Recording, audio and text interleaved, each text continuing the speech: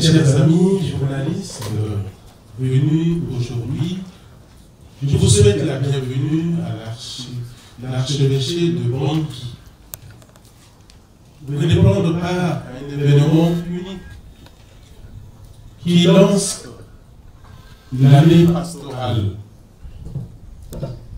Et ce moment est souvent un moment unique car nous choisissons un thème. Et cette année, voici le thème. Le monde face à la pandémie du coronavirus. Ma grâce te suffit, car la puissance se déploie dans la faiblesse. Deuxième lettre de Saint Paul l'apôtre aux Corinthiens, chapitre 12, verset 9. Le chrétien n'est pas un extraterrestre. Il n'est pas un ange. Il n'est pas une bête. C'est un être humain. Vivons au cœur d'une cité avec des frères et des sœurs. Et parler de la pandémie, c'est parler aussi de la rencontre du chrétien avec ce mal. J'ai décidé de parler de l'infection à coronavirus parce que ce fléau a déclaré pandémie s'impose dans le temps et l'espace. Personne ne sait quand est-ce que cette maladie va finir. Nous devons apprendre à vivre avec cette maladie. Cet engagement, pour moi, est une responsabilité. D'aucuns doutent que ce virus qui a causé tant de désarroi est une menace pour l'humanité, et surtout dans les pays très pauvres, comme la République centrafricaine. Non seulement on voit des gens mourir dans les pays développés, qui n'ont pas l'habitude de voir autant de leurs fils périr, mais l'économie en pâtit. De fait, depuis le début de cette pandémie, j'ai sillonné l'archidiocèse de Bangui, moi-même, en rencontrant les chrétiens pour les écouter, en projetant un film que j'ai réalisé de 17 minutes pour inviter les uns et les autres à prendre conscience de cette réalité. Coronavirus n'est pas chimère, une illusion. Coronavirus est une infection mortelle pour l'homme. Il en existe, il n'y a pas de coronavirus. En Centrafrique, il y a le paludisme qui tue, la rougeole qui tue. Il en existe une pléthore. Mais parler de Covid-19 nous amène à parler des maladies en général. Et je voudrais que mes enfants, les chrétiens, soient bien informés au sujet des maladies et qui s'intéressent à tout ce qu'il faut entreprendre afin de protéger la vie humaine. Chaque homme est né responsable et il doit prendre sa part de responsabilité. Chaque chrétien est missionnaire à la suite du Christ, le bon pasteur. Cependant, il faut qu'il soit formé. Voilà l'esprit des 4 jours de partage, de réflexion autour de ce thème, le monde face à la pandémie du coronavirus. L'infection au Covid-19 nous sert de tremplin pour réfléchir sur notre hygiène de vie.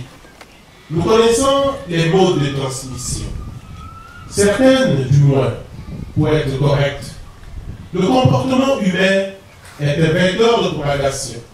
Il faut donc nous éduquer à poser des gestes barrières, non seulement au Covid-19, mais encore à tant d'autres maladies qui affectent l'homme. Je suis persuadé que le moment est indiqué pour m'adresser à mes enfants afin qu'ils prennent conscience que l'on peut éviter des souffrances, des détresses, s'ils décident d'obéir aux commandements et aux recommandations des frères et des sœurs spécialistes de la santé. Outre la précarité du système sanitaire de notre pays, qui nous oblige à la vigilance, le manque de médecins spécialisés et des structures de médicaments, devraient nous inviter à être plus prudents et vigilants. Même si on avait trouvé des médicaments, pour nous, il faut s'en procurer. Et ça demande un coût. Cependant, nous avons une richesse qui ne demande que l'humilité et le bon sens. Une oreille attentive. Car l'oreille attentive à la sagesse se réjouit. Siracide, chapitre 3, verset 29. Le fait que notre patrie soit relativement épargnée des conséquences mortifères de Covid-19 ne doit pas nous porter au relâchement. Nous comptons plus de 70 décès aujourd'hui. Un décès, c'est un décès de trop. Voilà pourquoi nous devons penser déjà aux veuves, aux orphelins, aux veuves.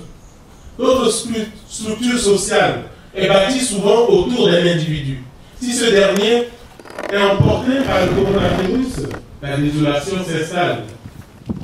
Alors l'Église, famille de Dieu, relâcheuse de Bangui, par Marois, prend sa responsabilité et interpelle tous ses fils et filles, des hommes et des femmes de bonne volonté, ainsi que tous ceux qui résident dans l'Église africaine, d'écouter et d'observer les directives du ministère de la Santé et de la Population pour que tout ce qui concerne les maladies en général et Covid-19 en particulier soit respecté pour qu'on se protège et protéger aussi notre entourage. Pour finir, je rappelle à mes fils et filles que l'homme est créé à l'image et à la ressemblance de Dieu. Il nous a donné le jugement, la langue, les yeux, les oreilles et le cœur pour réfléchir. Il nous a rempli de savoir, d'intelligence et il nous a montré le bien et le mal. Siracide, chapitre 17. Vous avez alors tout ce qu'il vous faut pour être responsable, pour aussi protéger votre vie et protéger la vie des autres. Voilà pourquoi ces temps de formation pendant les 4 jours seront les moments intenses où nous allons convoquer à la fois la science, nous allons convoquer à la fois la religion à travers la Bible. Et nos frères protestants seront avec nous, nos frères musulmans seront avec nous, parce que l'homme a une dimension à la fois horizontale et transcendantale. Ça veut dire que Dieu lui a donné l'intelligence pour sculpter, comprendre et trouver des solutions à des problèmes, mais lui aussi doit se tourner vers ce Dieu unique pour pouvoir découvrir le sens de sa volonté. Ainsi, et j'espère que ce moment pourra aider la population de Bangui et aussi tous les hommes et femmes qui seront à ce rendez-vous à prendre conscience que nous avons tous à sauver les vies humaines. Je vous remercie.